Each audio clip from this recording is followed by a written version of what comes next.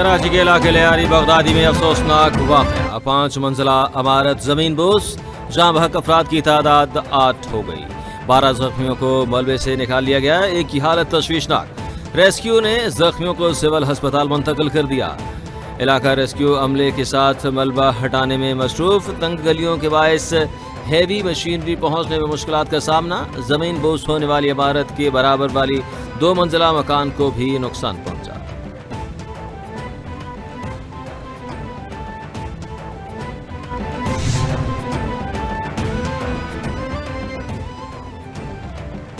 وزیر بلدیات سندھ نے متعلقہ بلڈنگ کنٹرول افسر کو معطل کر دیا، تحقیقات کے لیے اعلیٰ سطحی کمیٹی بنا دی۔ میڈیا سے گفتگو کرتے ہوئے سعید غنی کا کہنا تھا کہ ایسے حادثات میں سندھ بلڈنگ کنٹرول اتھارٹی کے لوگ ملوث ہیں، لوگوں کی جانیں بچانے کے لیے ہمیں سختی کرنی پڑی تو کریں گے۔ عمارت کو مخدوش قرار دیا تھا، رہائشیوں نے گرانے نہیں دی۔ شہری حکومت سے تعاون کریں، ہمیں متبادل جگہ فراہم کریں، ریسکیو اپنا کام جاری رکھے گا۔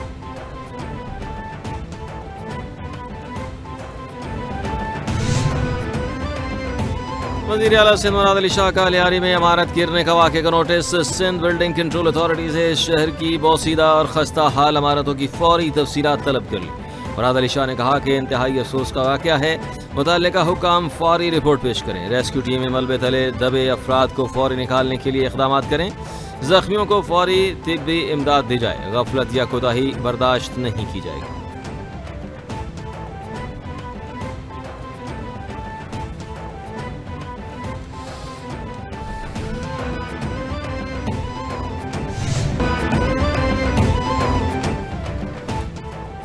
بھارت نے پاکستان پر حملہ کر کے خطے کا امن خطرے میں ڈالا، بھارت کی جانب سے ایک واقعے کی بنیاد پر پاکستان کے خلاف بلا جواز جارحیت کی گئی۔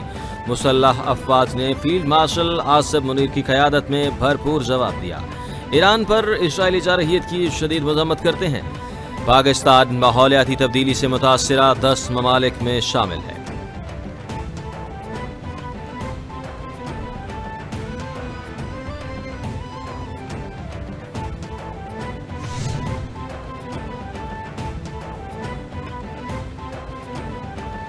وزیر اعظم شہباز شریف کی ترک صدر رجب طیب ایردوان سے ملاقات میں ترکیہ پاکستان دو طرفہ تعلقات کا جامع جائزہ لیا اور اہم علاقائی پیش رفت پر تبادلہ خیال کیا۔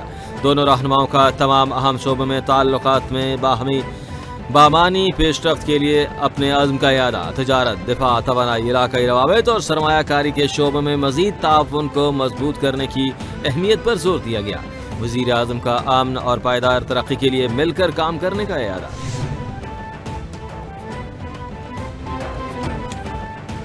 وزیر اعظم شہباز شریف کی ECO اجلاس کے موقع پر سربراہان مملکت سے ملاقاتیں، وزیر اعظم کی صدر آذربائیجان اور ازبکستان کی صدور سے ملاقاتوں میں دو طرفہ اور کثیر الجہتی سطحوں پر جاری مضبوط تعاون پر اظہار اطمینان۔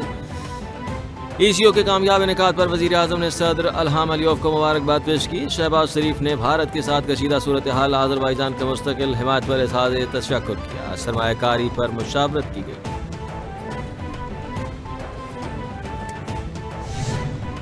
سے نہیں ملتی ہیں دوائیں ٹوٹل نہیں ملتی، اسپتال میں دوائیاں ڈیسپرین نہیں ملتی۔ کل آج کا مسئلہ بڑا، میں کاؤنسلر ہوں، دوائی نہیں ملتی ہے جناب، باہر ملتی ہے دوائیاں ہمیں نہیں سر۔ کل ڈیسپرین کی گولی میں باہر مولنے میں آج کا مسئلہ۔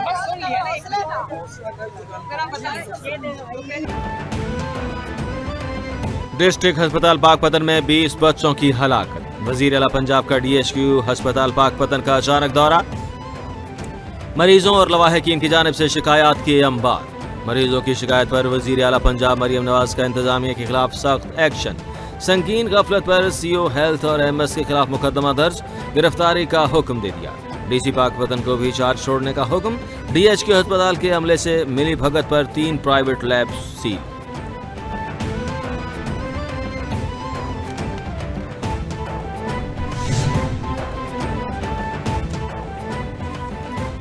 وزیر اعلیٰ پنجاب مریم نواز شریف کا DHQ ہسپتال کا دورہ، ابتدائی انکوائری رپورٹ سامنے آ گئی۔ رپورٹ کے مطابق MS ڈسٹرکٹ ہسپتال اپنی انتظامی ذمہ داری ادا کرنے میں ناکام رہے، ہسپتال کے کنسلٹنٹ ڈاکٹروں کی دیکھ بھال کے لیے مناسب وقت نہیں دے رہے، مریضوں کے علاج میں تاخیر کی وجہ کنسلٹنٹ ڈاکٹروں پر اور عملے کی بے حسی، DHQ अस्पताल मरीजों के लिए इमरजेंसी प्रोटोकॉल पर अमल दरामद नहीं देखा गया।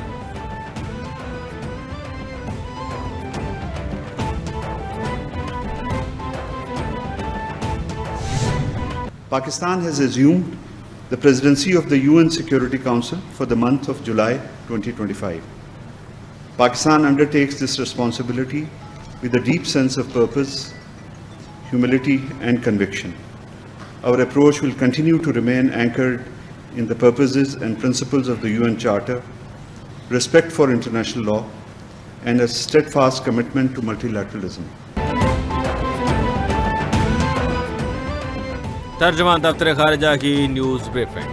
कहा, पाकिस्तान ने अक़वाम मुत्तहिदा की सलामती कौंसिल की जुलाई के लिए सदारत संभाली है। सार्क के गैर फाल होने की बुनियादी वजह हमारा मशरकी हमसाया भारत है। सार्क का इजलास जब भी होगा पाकिस्तान में होगा। हम सार्क सरबराह इजलास की मेज़बानी के लिए तैयार हैं। तिब्बत का मामला चीन का अंदरूनी मामला है। अफगानिस्तान से ताल्लुकात अहम हैं। इन ताल्लुकात में दहशतगर्दी का मामला अपने अफगान दोस्तों से उठाया गया है।